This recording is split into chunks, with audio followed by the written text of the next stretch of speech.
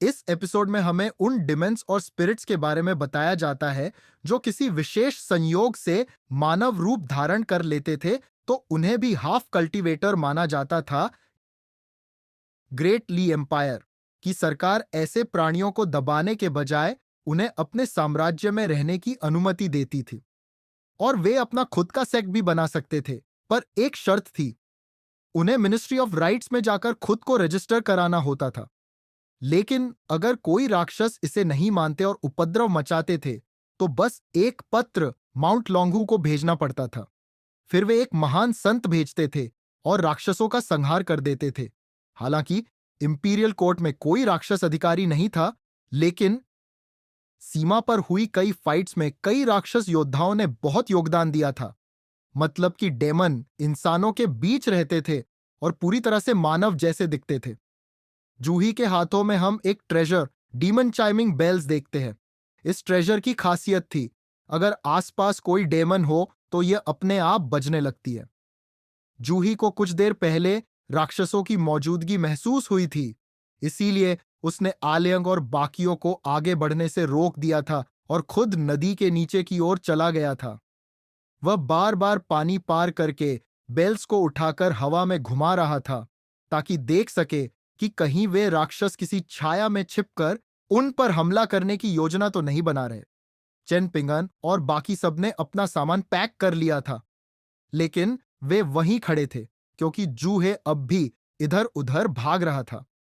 ली हुआई के लिए यह एक मजेदार तमाशा था। लिन शॉय को समझ में नहीं आ रहा था कि जूह आखिरकार क्या रहा है। जूलू को शर्मिंदगी महसूस हो रही थी क्योंकि यह नजारा उसके पिता को मूर्ख साबित कर रहा था। चेन पिंगन ने देखा कि आलियांग हमेशा की तरह जूहे का मजाक नहीं उड़ा रहा था, बल्कि वह चुपचाप अपनी कमर से बंधी शराब की बोतल निकालकर एक हल्की मुस्कान के साथ चेन पिंगन से बोला, यकीन मानो तुम्हें एक घूंट जरूर लेना चाहिए। लेकिन चेन पिंगान ने सिर हिलाकर मना कर दिया। फिर आलियांग ने लिन शोई की ओर देखा और कहा, अभी तुमने पहली बार असली राक्षस देखे हैं। अगर नर्वस महसूस कर रहे हो तो एक घूंट ले सकते हो। लिन शॉई इस प्रस्ताव से थोड़ा हिला।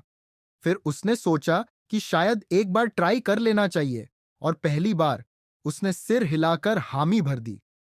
अलियांग ने तुरंत चेन पिंगन की ओर देखा और मजाकिया लहजे में कहा, देखो यह लड़का कितना समझदार है, तुम बहुत बड़ी गलती कर रहे हो। लिन शॉई ने ए लियांग के हाथ से सिल्वर गॉर्ड लिया और हल्की सी चुस्की ली, और तुरंत उसके गाल लाल पड़ गए। उसके पूरे शरीर में जैसे आग लग गई। उसे एहसास हुआ कि यह उसकी जिंदगी का सबसे मुश्किल घूंट था। ली हुआई तो यह देखकर जोर जोर से हंसने लगा। लिन शोई ने अपनी इज्जत बचाने के लिए खुद को संभाला और दूसरा घूंट लेने की कोशिश की, लेकिन तभी आलियांग ने गॉर्ड वापस खींच लिया और हंसते हुए बोला, शराब का मजा तभी है जब उसे धीरे धीरे लिया जाए। अब से हर दिन एक घूंट मिलेगा और मैं गारंटी देता हूं कि धीरे धीरे सारी परेशानियां भूल जाओगे। ली हुआई तुरंत समझ गया कि आलियांग केवल शराब बचाने के लिए ऐसा कह रहा था। उसने मजाक उड़ाते हुए कहा कि अगर वह लिन शुई को शराब देना नहीं चाहता तो सीधा सीधा कह दे। आलियांग ने गहरी सांस ली और बोला, यह शराब बहुत अनमोल है, यह बाजार में भी नहीं मिलती। लिन शुई बहुत भाग्यशाली है कि उसे यह छकने का मौका मिला। ली हुआई को यह सुनकर जलन हो गई और उसने भी मांगा, मगर आलियांग ने तुरंत अपनी गॉर्ड वापस अपनी कमर में बांध ली और बोला, तुम बहुत छोटे हो, तुम्हारे एक्यू पॉइंट्स अभी पूरी तरह विकसित नहीं हुए हैं। अगर तुम अभी से शराब पीने लगे तो तुम्हारी कल्टीवेशन एप्टीट्यूड खत्म हो जाएगी। ली हुआई गुस्से से लाल होकर बोला कि उसने पिछले साल के स्प्रिंग फेस्टिवल में शराब पी थी और उसके पिता ने खुद कहा था कि वह उन पर गया है, और पूरे कस्बे को पता है कि मेरे पिता सबसे ज्यादा शराब पी सकते हैं। अब अलियांग थोड़ा गंभीर हुआ। उसने गौर से ली हुआई को देखा और तभी एक झटका लगा। ली हुआई का ट्रू फिजिकल फॉर्म एक मिस्टीरियस शक्ति से छिपा हुआ था। जब एलियांग ने अपनी स्पिरिचुअल विजन का उपयोग किया तो उसने देखा ली हुआई के शरीर में एक सीक्रेट स्ट्रक्चर थी, जहां एक शक्तिशाली ऊर्जा बह रही थी। उसके अंदर की कुई किसी विशाल पर्वत श्रृंखला की तरह थी। उसके मेरिडियन चैनल्स एक स्थिर लेकिन तेज बहती नदी की तरह थे। अलियांग ने सोचा, इसका पिता जरूर कोई बहुत बड़ा व्यक्ति होगा जिसने इतनी अच्छी तरह से ली हुआई का ट्रू फिजिकल फॉर्म को छुपा रखा है। अलियांग ने तुरंत ली हुआई से उसके पिता का नाम पूछा, मगर ली हुआई का चेहरा अचानक उतर गया और वह चुपचाप मुड़कर चला गया। तब लिन शोई ने धीरे से कहा कि उसके पिता का नाम ली एर है, जो कस्बे का सबसे निकम्मा शराबी माना जाता है। ली हुआई को हमेशा इसी बात पर चिढ़ाया जाता था। आलियांग ने हल्की मुस्कान के साथ कहा कि इस लड़के को अंदाजा भी नहीं कि वह कितना भाग्यशाली है। लिन शुई को आलियांग की इस बात पर अजीब सा महसूस हुआ और उसने इस बात को अपने दिमाग में नोट कर लिया। लगभग 1 घंटे बाद जूही आखिरकार लौट आया। उसके चेहरे पर हल्की मुस्कान थी और उसने रिपोर्ट दी कि लगभग 5 किलोमीटर के दायरे में किसी भी खतरे का संकेत नहीं दिया। वे बिना किसी दिक्कत के आगे बढ़ सकते हैं। मगर चेन पिंगन का ध्यान जूह के हाथों में मौजूद उन अजीब घंटियों पर थी। यह केवल दूसरी बार था जब उसने किसी असली ट्रेजर को इतने करीब से देखा था। पहली बार निंग याओ की उड़ती हुई तलवार थी। जूह ने चेन पिंगन को देखा और बेझिझक घंटियां उसे पकड़ा दी। वह एक सीधा साधा और उदार व्यक्ति था। उसे अपनी चीजें दिखाने में कोई आपत्ति नहीं थी। फिर उसने चेन पिंगान को घंटियों के बारे में बताया कि यह कोई शक्तिशाली ट्रेजर नहीं है। इसका काम बस इतना है कि अगर कोई राक्षस मानव रूप में उनके करीब होगा तो यह बज उठेगा। जूही ने हंसते हुए एक और बात बताई कि यह घंटी मन को फोकस और माइंड क्लियर भी करती है। अगर कोई बहादुर साधक इसे किसी राक्षस के पास रखकर लगातार इसकी ध्वनि को सुने तो वह अपनी साधना में तेजी से प्रगति कर सकता है। लेकिन फिर उसने खुद ही अपनी बात काटते हुए बोला, मगर ऐसा करने के लिए तुम्हें ऐसा राक्षस ढूंढना पड़ेगा जो न सिर्फ तुम्हें नुकसान न पहुंचाए बल्कि घंटी की लगातार आवाज भी बर्दाश्त कर सके। वहीं दूसरी तरफ ड्रैगन विस्कर क्रीक और आयरन टैलिस्मैन रिवर की सीमा पर हम रिवर स्पिरिट को देखते हैं, जो चेन पिंगन और बाकियों पर नजर रख रही थी और उसे ऐसा करने के लिए रुअन क्योंग ने कहा था। वह बिना लापरवाही के उन पे नजर रख रही थी और वहां से गुजरने वाले से वह टोल भी लेती थी। लेकिन उसे इस बात का भी डर लगा रहता था कि कहीं कोई पावरफुल कल्टीवेटर आकर उसे मार न दे। तभी उसकी नजर नदी के किनारे छुपते 5 रहस्यमयी व्यक्तियों पर पड़ी। पहले तो वे खुद को बहुत शक्तिशाली दिखा रहे थे, मानो इमॉर्टल्स हो, पर फिर अचानक ही वे अपनी जान बचाने के लिए भागने लगे। अब रिवर स्पिरिट भी आत्मविश्वास से भर गई और चट्टान पर बैठकर उन्हें घूरने लगी। उन 5 में एक बुजुर्ग व्यक्ति, एक खूबसूरत महिला, एक छोटा बच्चा और 2 युवा थे जिनके शरीर से तेज डीमोनिक एनर्जी निकल रही थी। इन राक्षसों के सामने बस एक ही रास्ता था, रिवर स्पिरिट के सामने झुकना। वे 5 बाहर आए और बुजुर्ग व्यक्ति ने सिर झुकाकर खुद को विनम्र और साधारण बताकर नदी पार करने की अनुमति मांगी। लेकिन रिवर स्पिरिट ने सीधा जवाब दिया कि अगर उन्हें यहां से गुजरना है तो सबको एक एक उपहार देना होगा। 15 मिनट तक उन्होंने विचार किया, फिर 5 ने एक एक उपहार दिया और वहां से चले गए। रिवर स्पिरिट के पास अब 5 नए अनमोल वस्तुएं थीं। सबसे कीमती थी बच्चे की बैंगनी बांस की छड़ी, जो ऊर्जा से भरपूर थी। अब वह अपनी जीत पर खुश थी, लेकिन तभी उसे एक दर्द सा महसूस हुआ। उसने सोचा कि काश उसका पोता अभी भी एप्रिकॉट ब्लॉसम एली में होता तो वह यह उसे दे पाती। फिर वह चुपचाप नदी में जाकर रोने लगी। अब इधर चेन पिंगन और उसका ग्रुप ड्रैगन विस्कर क्रीक और आयरन टैलिस्मैन रिवर के किनारे किनारे दक्षिण की ओर बढ़ रहा था। वे हर दिन 30 किलोमीटर का सफर तय कर रहे थे। ली बाओपिंग और ली हुआई बाकी बच्चों से ज्यादा सहनशील थे और आसानी से सफर कर रहे थे। लेकिन लिन शोई, जो एक अमीर खानदान से था, अब तक 2 जोड़ी पुआल के सैंडल घिस चुका था। चेन पिंगन ने उसे दर्द कम करने के लिए जड़ी बूटियों का एक तरीका बताया जिससे वह बिना रुके चल सका। लीकलन में जूही ने मैनर की सारी किताबें पढ़ रखी थी। उसे बाहरी दुनिया की काफी जानकारी थी।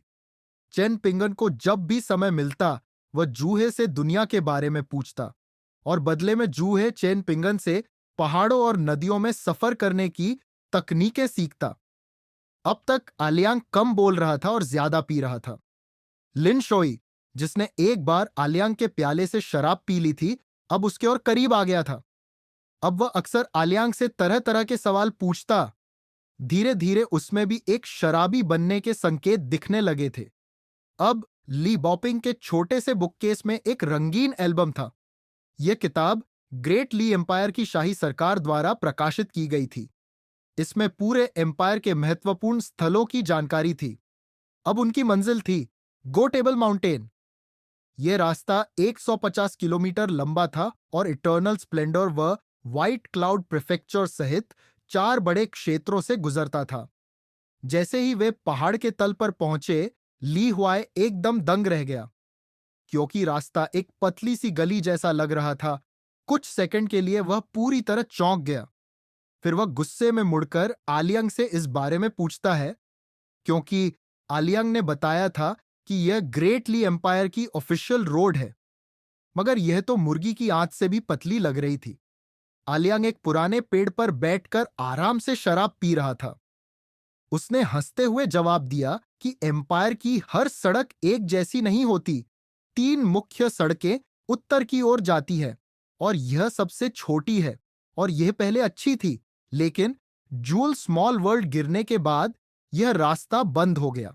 आलियांग ने आगे बताया कि गो टेबल माउंटेन के दक्षिण में रेड कैंडल टाउन है।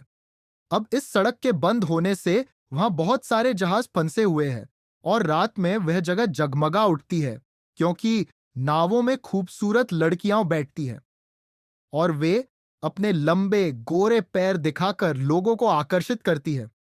भाई, ये सुनते ही माहौल गर्म हो गया। जूलू ने तुरंत ली बॉपिंग के कान ढक दिए और गुस्से से बोली कि हम रेड कैंडल टाउन में रात नहीं बिताएंगे।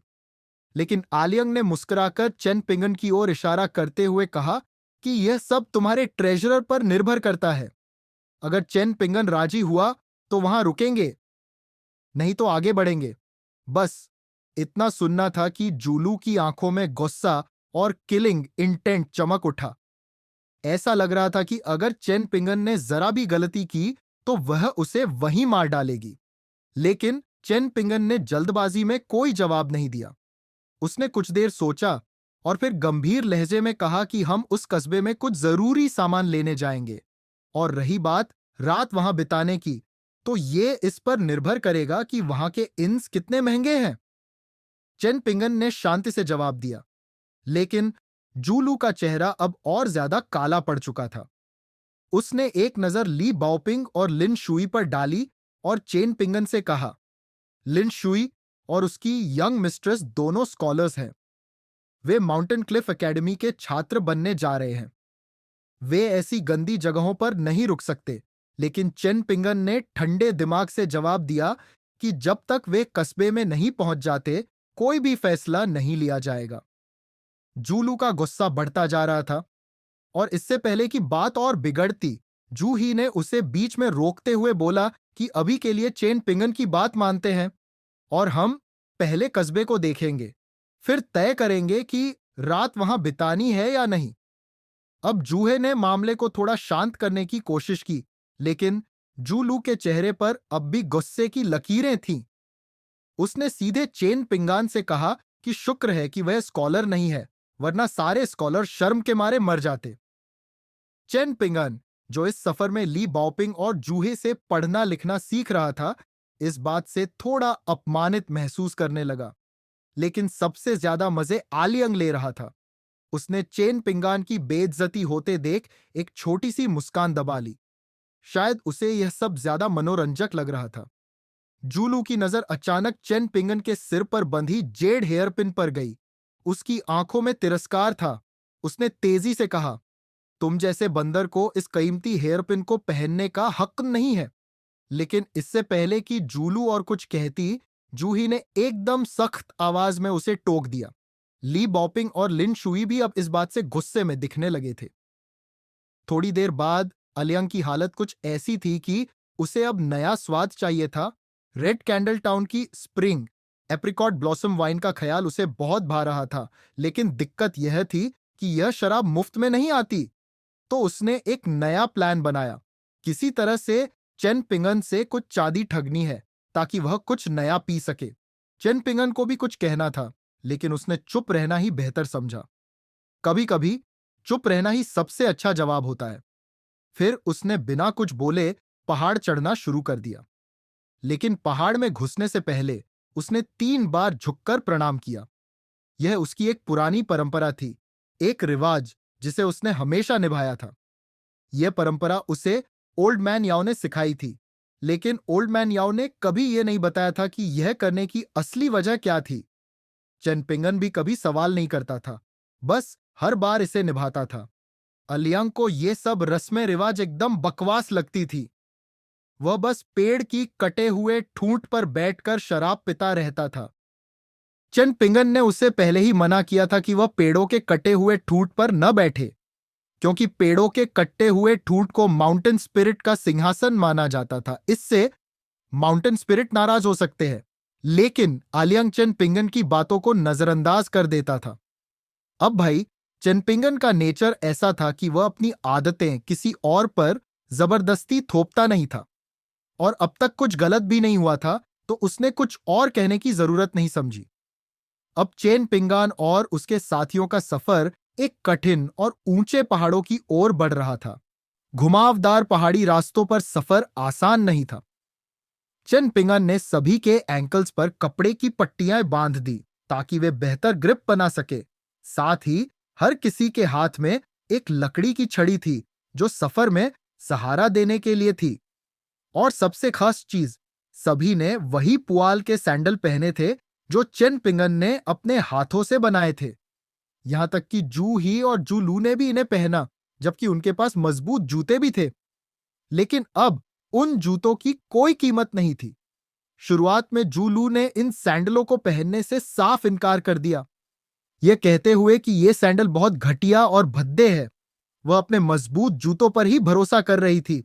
लेकिन फिर आया असली टेस्ट। बारिश का दिन, पहाड़ी रास्ते पूरी तरह फिसलन भरा हो गया। अब जूलू की मुश्किलें शुरू हो गई। वह बार बार फिसल रही थी। वह एक दूसरे टियर की मार्शल आर्टिस्ट थी, इसीलिए उसे कोई गंभीर चोट नहीं लगी। लेकिन बार बार गिरना उसके लिए एक ह्यूमिलिएशन बन गया था। हर कुछ कदमों के बाद वह संतुलन खो बैठती और कीचड़ में गिर जाती। अब उसे एहसास हुआ कि मजबूत जूते यहां बेकार हैं। उसने जिद छोड़ दी, अपने पिता जूही से सैंडल लिए और बिना कुछ बोले उन्हें पहन लिया। यह देखकर ली हुआई जो लू का मजाक उड़ा रहा था, लेकिन जूलू को यह बर्दाश्त नहीं हुआ। बस फिर क्या था, उसने गुस्से में जोर से अपना पैर कीचड़ में दे मारा, और अगले ही पल ली हुआई पूरी तरह कीचड़ से लथपथ हो गया। इस सदमे में वह एकदम जोर से रोने लगा। जूलू के पिता जूहे एक अच्छे इंसान थे। वह खुद 5वें टियर के मार्शल आर्टिस्ट थे, लेकिन फिर भी उन्होंने झुककर ली हुआई से माफी मांगी। फिर भी ली हुआई का गुस्सा शांत नहीं हुआ और वह खुद ही बार बार कीचड़ में लौटने लगा। चेन पिंगन ने देखा कि ली हुआई अब खुद ही ड्रामा करने लगा था। सबकी झुंझलाहट बढ़ने लगी, लेकिन ली हुआई किसी की सुनने को तैयार नहीं था। चेन पिंगन ने उसे शांत करने की कोशिश की, लेकिन अब तक वह खुद भी कीचड़ से सन चुका था। लेकिन चेन पिंगन को कोई फर्क नहीं पड़ा। उसने जिंदगी में इससे बुरी परिस्थितियां झेली थीं। अब जूलू मजाक उड़ाते हुए बोली, हमें इसे यही छोड़ के चले जाना चाहिए। भाई, जूलू के शब्दों ने आग में घी डालने का काम किया। अब तो ली हुआई और भी जोर जोर से रोने लगा। यहां तक कि ली बाओपिंग की धमकियां भी उस पर कोई असर नहीं कर रही थी।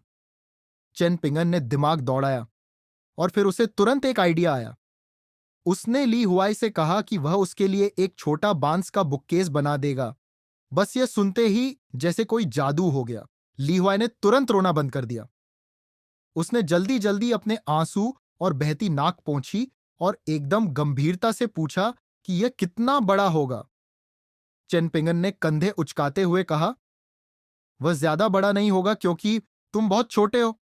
अगर तुम्हें नहीं चाहिए तो कोई बात नहीं, हम जा रहे हैं। तुम्हें जो करना है करो। अब ली हुआई को समझ में आ गया कि यहां ज्यादा जिद करने का फायदा नहीं। उसके चेहरे पर धीरे धीरे मुस्कान आ गई।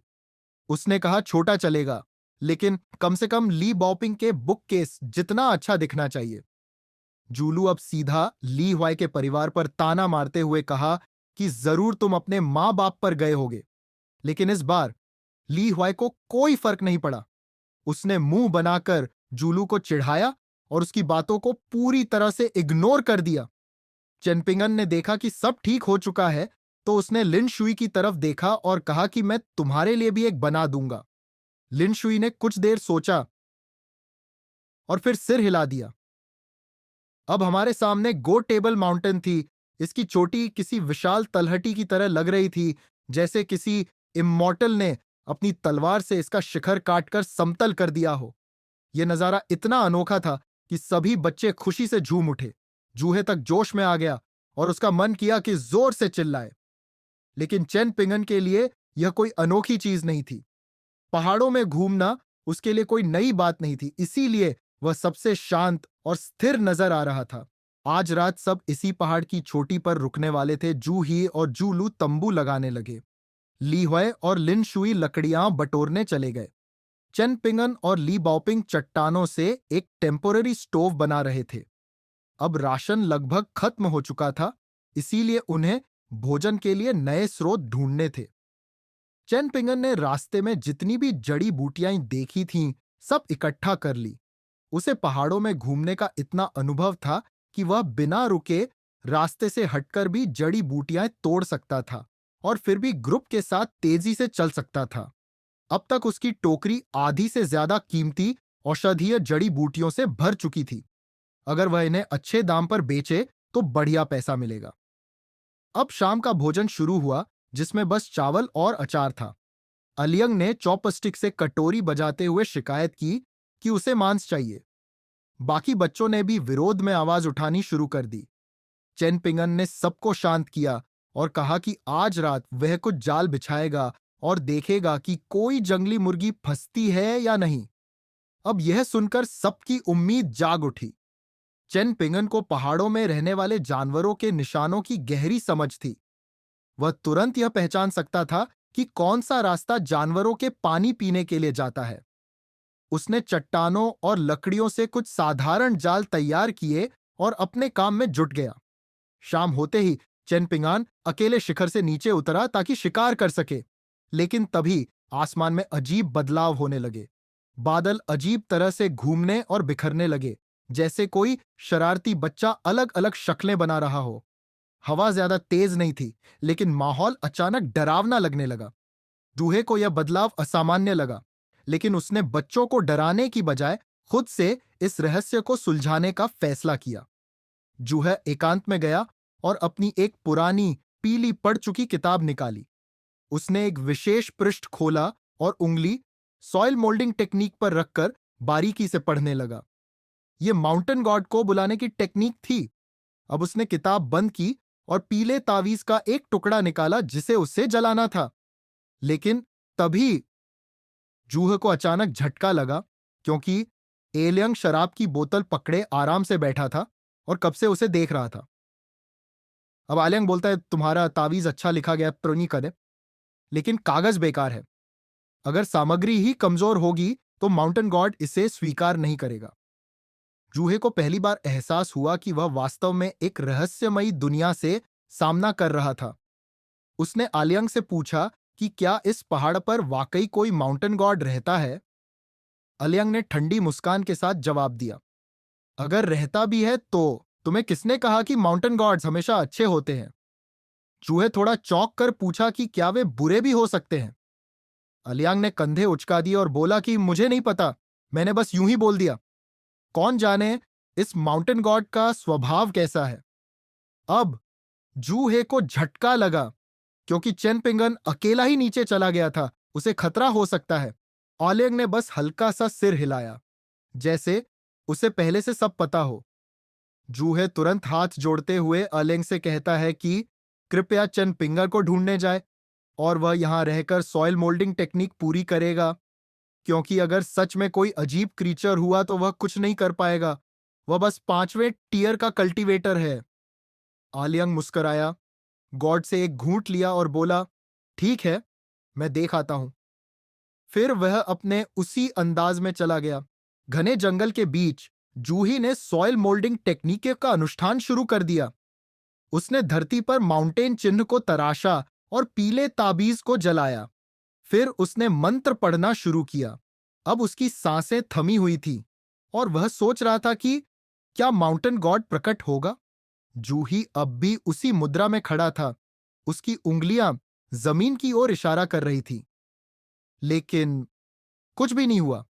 जूहे के माथे पर पसीने की बूंदें चमकने लगी। उसने पढ़ा था कि यह ताबीज माउंटेन गॉड को बुलाने के लिए एक द्वार खोलेगा। अगर माउंटेन गॉड इस निमंत्रण को स्वीकार कर ले तो वह अपने क्षेत्र में आने की अनुमति देगा। अब जूहे को एहसास होने लगा कि शायद उसका अनुष्ठान असफल हो गया। और तभी जंगल में एक जोरदार गड़गड़ाहट गूंज उठी। पहाड़ की चोटी से कई पेड़ गिरने लगे, जैसे कोई विशालकाय जीव उन्हें कुचलते हुए आगे बढ़ रहा हो। जमीन हिल रही थी, हवा भारी हो चुकी थी और डर का साया चारों तरफ फैलने लगा। वह चीज बेहद तेजी से पहाड़ पर चढ़ रही थी और सीधे स्टोन प्लेटो की ओर बढ़ रही थी, जहां जूही और बाकी सब मौजूद थे। जूलू और बाकी बच्चे घबराकर जूही की ओर भागने लगे, लेकिन जूहे उन्हें मना करते हुए कहा कि वे उसके पास न आए। ली हुआय अब तक पूरी तरह डर चुका था। उसने ली बॉपिंग का हाथ खींचा और कांपती आवाज में पूछा कि क्या हमें कोई नरभक्षी खाने वाला तो नहीं। ली बॉपिंग ने तुरंत कहा कि उन्हें डरने की जरूरत नहीं है।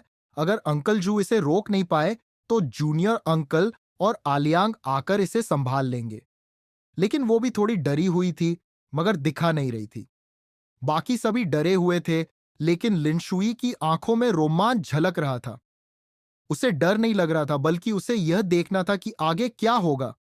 जूलू सबसे ज्यादा चिंतित थी, क्योंकि वह जानती थी कि अगर कुछ गलत हुआ तो उसका पिता अपने प्राण भी दांव पर लगाने से पीछे नहीं हटेगा। लेकिन अचानक जूहे को अपने पैर के पास एक अजीब सी हलचल महसूस हुई। उसने नीचे देखा और उसके सामने एक छोटे कद का बूढ़ा आदमी खड़ा था। उसकी सफेद दाढ़ी और बाल बिखरे हुए थे। उसके हाथ में एक हरे बांस की छड़ी थी और वह बिना किसी झिझक के जूहे के पैरों पर पूरी ताकत से वार कर रहा था। ऐसा लग रहा था जैसे वह अपनी सारी भड़ास जूहे पर निकाल रहा हो। जूहे ने नीचे झुककर बूढ़े आदमी को देखा। बूढ़ा आदमी अचानक अपनी भारी और खुरदुरी आवाज में जूही से पूछता है कि क्या उसे ईस्टर्न ट्रेजर्ड वाइल्ड कॉन्टिनेंट की आधिकारिक भाषा आती है। जूही अब भी सदमे में था, लेकिन उसने धीरे से सिर हिलाकर हां कर दी। बूढ़ा आदमी ने फिर कहा कि तो ग्रेट ली एम्पायर की आधिकारिक भाषा भी आती होगी। जूहे की आंखों में अब और भी ज्यादा कंफ्यूजन था, लेकिन उसने फिर से सिर हिला दिया। और तभी बूढ़ा आदमी अचानक उछला और पूरी ताकत से अपनी छड़ी जूहे के कंधे पर दे मारी। लेकिन इससे जूहे को कोई फर्क नहीं पड़ा, बल्कि वह खुद ही लड़खड़ाकर गिर गया। अब बूढ़ा आदमी पूरी तरह से भड़क गया। उसने जूहे पर गालियों की बरसात करते हुए कहा। वह सालों से इन बीस्ट से बचने के लिए चूहे की तरह छिपता फिर रहा था। इतने समय तक वह किसी तरह जिंदा बचा रहा। अगर वह बस कुछ और समय बचा रहता तो ग्रेट ली एम्पायर नए पहाड़ और रिवर गॉड्स की घोषणा कर देता। उसके बाद वह एक मामूली पहाड़ के रखवाले से एक असली माउंटेन गॉड बन जाता। फिर उसे इन बीस्ट से डरने की जरूरत नहीं होती।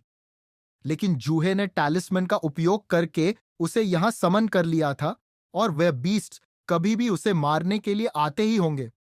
वह बोल ही रहा था कि अचानक सब कुछ थम गया। बूढ़े आदमी की आवाज एक झटके में कट गई। ऐसा लगा जैसे किसी ने उसकी गर्दन पकड़कर आवाज को वहीं रोक दिया हो। एकदम सन्नाटा छा गया।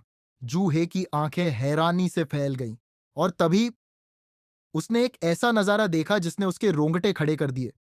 एक विशालकाय काला सिर, पानी से भरे एक बड़े घड़े जितना बड़ा, पहाड़ की चोटी से धीरे धीरे उठने लगा। दो चमकती हुई चांदी जैसी आंखें और एक लाल रंग की जीभ जो किसी विशाल वृक्ष जितनी लंबी थी, हवा में लहराते हुए तेजी से अंदर बाहर हो रही थी। एक दैत्याकार काला अजगर जिसकी पूरी देह स्याही से भी अधिक काली थी, धीरे धीरे पत्थरों के पठार पर सरकता हुआ ऊपर चढ़ने लगा। लेकिन सबसे भयानक बात थी उसकी आंखें। उसकी आंखों में एक अजीब सी मानवीय चतुराई झलक रही थी। वह किसी शिकारी की तरह देख रहा था। एक ऐसी नजर जिसमें वर्षों का धैर्य और अब जीत की खुशी थी। लेकिन वह बूढ़ा व्यक्ति जो कभी इस पहाड़ का स्वामी था, वह भगवान को कोसते हुए जमीन पर लौट-पोट हो रहा था। काला अजगर बस ऊपर उठा, अपनी विशाल गर्दन को सीधा किया और तभी उसकी नीचे की ओर लटकती हुई त्वचा के नीचे कुछ हलचल हुई। उसके पेट के नीचे दो छोटी नुकीली पंजे जैसी टांगें उभर आईं और तभी बूढ़े व्यक्ति की आंखों में एक चमक आई। वह उठा और घबराहट में नहीं बल्कि एक अजीब सी उत्तेजना के साथ बोलने लगा कि तुम्हारा असली निशाना मैं नहीं हूं, बल्कि वो नन्हे बच्चे हैं। उसने उन बच्चों की ओर इशारा किया जो मार्शल आर्टिस्ट के पीछे खड़े थे। उसने कहा कि अगर वह उन्हें खा लेगा तो वह एक फ्लूट ड्रैगन बन जाएगा, तब उसे उसकी तरफ देखने की भी जरूरत नहीं पड़ेगी। लेकिन तभी काले अजगर की आंखों में एक अजीब सी चमक आई, जैसे वह इस मूर्खतापूर्ण योजना पर हंस रहा हो। उसने हल्के से अपना सिर झुकाया और अपनी आंखों से बूढ़े के पीछे इशारा किया। बूढ़े व्यक्ति का चेहरा अचानक पीला पड़ गया। उसने धीरे धीरे अपने कांपते हुए हाथों से पीछे मुड़कर देखा और तभी उसे सच्चाई का एहसास हुआ। यह सिर्फ काले अजगर का खेल नहीं था, उसकी मादा साथी भी यही योजना बना रही थी। बच्चों को खाने के बाद यह अजगर फ्लूट ड्रैगन बन जाएगा और उसकी पत्नी इस बूढ़े माउंटेन गॉड को मारकर खुद इस पहाड़ की नई गॉड बन जाएगी। यह सब पहले से तय था। अब बूढ़ा पूरी तरह से हार मान चुका था। अब उसकी आंखों में आंसू नहीं थे, बल्कि सिर्फ एक गहरी निराशा थी। अब हमें इन दोनों सांप के बारे में बताया जाता है कि सदियों पहले दो अमर इस पहाड़ पर आए थे और उन्होंने शतरंज जैसा खेल खेलने के लिए इस पर्वत की चोटी को समतल कर दिया। एक ने अपनी आस्तीन लहराई और पर्वत का शिखर काट दिया, फिर अपनी उंगली से खेल का बोर्ड बनाया। दूसरे ने मिट्टी से काले पत्थर बनाए और बादलों से सफेद पत्थर। खेल महीनों तक चला और हर पत्थर जहां रखा गया वहां जीवन उत्पन्न हुआ। काले पत्थर काले सांप बने और सफेद पत्थर सफेद सांप। खेल के दौरान पकड़े गए सफेद पत्थर उनके साथ के काले सांपों द्वारा निगल लिए गए और यही सिलसिला दोनों ओर चला। अंत में जब दोनों अमर खेल को अधूरा छोड़कर चले गए, तब वहां 100 से अधिक सांप रह गए थे। वे एक दूसरे को खाने लगे और अंत में केवल दो ही बचे, एक काला सांप जो एक फ्लूट ड्रैगन बन सकता था और एक सफेद सांप जिसने पंख उगा ली थे। पर किसी कारण से उन दोनों ने एक दूसरे को मारने के बजाय साथ रहना चुना। ये स्नेक्स पहले बस आम नागरिकों पर हमला करते थे और जब इनकी ताकत बढ़ गई तो ये कल्टीवेटर पर भी हमला करने लगे और अब इनकी नजर माउंटेन स्पिरिट पर थी, पर ये कभी माउंटेन स्पिरिट को पकड़ नहीं पाए। ली हुआ तो अब बौखलाते हुए बोला कि इसके जैसे को किसने माउंटेन स्पिरिट बना दिया, लेकिन माउंटेन स्पिरिट की आंखें लगातार आसपास की चीजों को देख रही थी। उसकी नजर मिट्टी से बने हुए टैलिस्मन्स की राख पर थी। जूलू के अंदर गुस्सा उबल रहा था, लेकिन जब उसने उस काले सांप को देखा तो उसका पूरा शरीर कांप उठा। वह सेकंड टीयर की मार्शल आर्टिस्ट थी, लेकिन इस बीस्ट के सामने उसकी हिम्मत जवाब दे रही थी। वह इतनी डर गई थी कि एक कदम भी आगे नहीं बढ़ा पा रही थी। जूहे, एक 5वें टीयर का मार्शल आर्टिस्ट, अपने डर को दबाकर खड़ा था। वह पीछे मुड़कर नहीं देख सकता था। उसकी बेटी और यंग मिस्ट्रेस उसके पीछे थीं। जूहे ने जूलू से कहा, पहाड़ी की चट्टान के पीछे नजर रखो, वहां एक और छिपा हुआ है। जूलू ने हल्के से होंठ हिलाए जैसे वह कुछ कहना चाहती हो, लेकिन उसकी आवाज किसी मच्छर के भिनभिनाने से भी धीमी थी। तभी हवा में एक जोरदार पंख फड़फड़ाने की आवाज गूंजी। सबने मुड़कर देखा और उनकी आंखें हैरानी से खुली रह गईं। एक पतला सफेद सांप हवा में मंडरा रहा था। इसके पंजे नहीं थे, लेकिन इसकी लगभग पारदर्शी विंग्स तेजी से फड़फड़ा रहे थे। इसके ठंडी गहरी आंखें सीधे जूलू को घूर रही थीं। बार बार अपनी कांटेदार जीभ बाहर निकालता उसके मुंह से सफेद चिपचिपा लार टपक रहा था, जैसे वह अपने स्वादिष्ट शिकार को देख रहा हो। जूलू के पैर कांपने लगे। उसका पूरा शरीर सुन्न पड़ गया, जैसे उसकी आत्मा उसे छोड़कर जाने वाली हो। वह खड़ी थी, लेकिन महसूस कर सकती थी कि उसका शरीर गिरने ही वाला था। उसकी आंखें आंसुओं से भर गई। सफेद सांप की लार और ज्यादा टपकने लगी, जैसे वह जूलू का चेहरा निगलने की तैयारी कर रहा हो।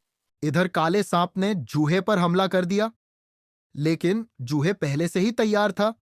उसने एक कदम पीछे किया, फिर बिजली की तेजी से आगे बढ़ा और अपनी पूरी ताकत से एक मुक्का काले सांप के सिर पर जड़ दिया। जूहे का मुक्का इतना जबरदस्त था कि सांप का सिर पीछे झटक गया। मगर जूहे का हाथ भी सुन्न हो गया, लेकिन उसने हार नहीं मानी और कुसुम और एक और मुक्का काले सांप के सिर पर मार दी। सांप का सिर जमीन पर जा टकराया और चारों तरफ धूल उड़ गई। लेकिन तभी जब जूहे आगे बढ़ने ही वाला था कि अचानक सांप की पूंछ तेजी से लहराया और जूहे को जोरदार झटका देकर 100 फीट दूर फेंक दिया। यह जानलेवा हमला नहीं था, लेकिन उनका चेहरा खून से भर गया था। असल में काले सांप ने जूहे को धोखा दिया था। उसने खुद को कमजोर दिखाया ताकि जूहे को बेफिक्र किया जा सके। लेकिन जूहे अपनी चोटों की फिक्र किए बिना दोबारा युद्ध के लिए तैयार हो गया। पर इससे पहले कि वह कुछ कर पाता, उसके चेहरे की हवाइयां उड़ गईं, क्योंकि सफेद नाग जूलू की ओर झपट चुका था। उसका मुंह चौड़ा खुला हुआ था, मानो एक ही झटके में उसे पूरा निगल जाना चाहता हो। हर चीज सेकंडों में घट रही थी। सांप की गति बिजली जैसी थी। जूलू को शायद खुद भी एहसास नहीं हुआ कि मौत उसके इतने करीब थी। लेकिन ठीक उसी वक्त एक हल्का मगर घातक साया काले नाग पर दौड़ता हुआ सफेद नाग की ओर उछला। उसके हाथ में बुशक्राफ्ट ब्लेड थी और वह सीधा नाग की ओर लपका। ब्लेड की चमक हवा में लहराई और सफेद नाग का बायां पंख कटकर हवा में उछल गया। सफेद नाग दर्द से फड़फड़ाने लगा और वह काला साया भी उड़कर पीछे चल गया। पूरा मैदान अचानक सन्नाटे में डूब गया, क्योंकि यह काला साया कोई और नहीं बल्कि चेन पिंगन था और उसने अकेले ही सफेद सांप का पंख काट दिया था। इस पूरी जंग से दूर एक पुरानी चीड़ के पेड़ की टहनी पर को आराम से बैठा हुआ था। उसने हाथ में शराब की बोतल पकड़ी थी और छोटे छोटे घूंट भर रहा था। उसने अपना बांस का टोपी थोड़ा नीचे किया और फिर हल्की सी मुस्कान से बोला, अब यह लड़का वाकई दिलचस्प लग रहा है। अगर आपको यह एपिसोड पसंद आया तो लाइक करें, अपने दोस्तों के साथ शेयर करें और चैनल को सब्सक्राइब करें। बेल आइकन दबाएं ताकि अगला एपिसोड सबसे पहले आपको मिले।